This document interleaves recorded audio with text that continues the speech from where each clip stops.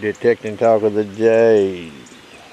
Thursday, April the 11th, 7:55, the old Manticore. Alright, let's say you're out on this old site looking for relics. You're running this old all-terrain low conductors. Now you may get over some situations where you have, let's just say, lower ID than normally desired. Let's say you come over a target that reads 9, 10. See that 9 in that meter? Now that zinc penny reads just slightly more than an Indian head penny, for example. Okay, and you see that can slaw there. Now that could be a little piece of brass, sliver of lead, okay, that's masking a target. But you come over that in your hunt program. You see that? And maybe you've dug some 9s already and you're like, well, I ain't gonna dig that. Okay, well, you can make that decision if you want to. Now, in mild ground, especially mild ground, this machine has a favorite mode. Alright, I've got mine set up here. That happens to be all-terrain high conductors, and I've got it put to 5 kilohertz. Alright. I've got the recovery speed on it at 5. That all-terrain low conductors was at a speed 6. Maybe that's how you're using the machine. So you come across this machine. This is all-terrain low conductors. So you're getting that in an old relic site. Maybe you've dug some small brass or whatever. And you're like, well, I'm going to pass on that. I've been finding some other stuff that's higher conductive.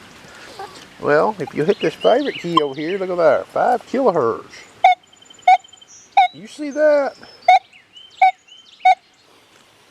So you would probably dig that because you're like, wait a minute, 5 kilohertz, much higher ID. That would suggest masking.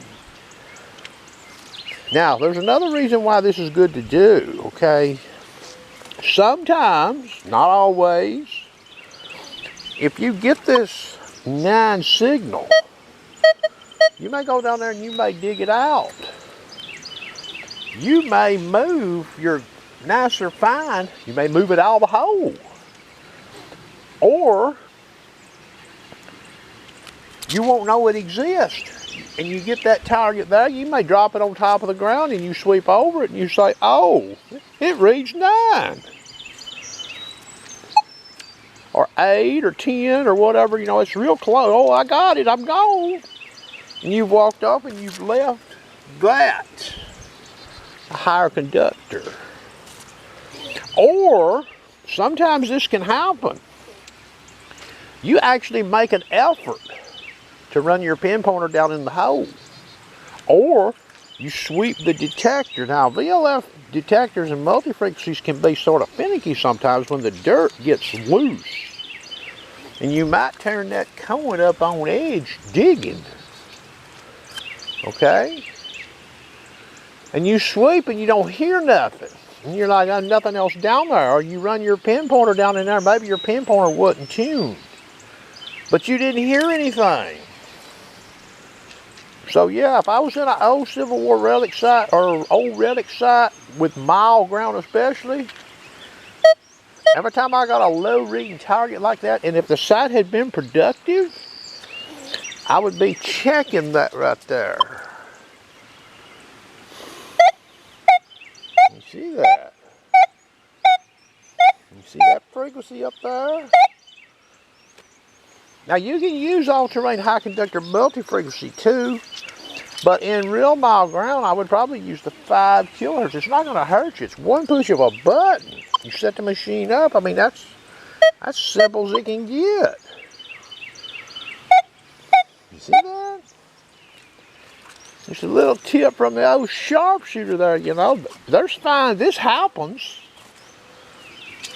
Okay, there's been finds dug. The person didn't know the higher conductor was down there and they walked off. And they may have actually, they run their pinpointer down in there just to look for, but they just didn't hit it for whatever reason, or they swept the hole, the dirt was just was loose, the detector just wouldn't sound off on it. It can happen. I've seen targets with multi-frequency detectors that I've got out on top of the ground in a plug and I couldn't hit. But I already knew what I'd heard. See what I'm saying? So I kept looking and I found it. I hope everybody has a nice day.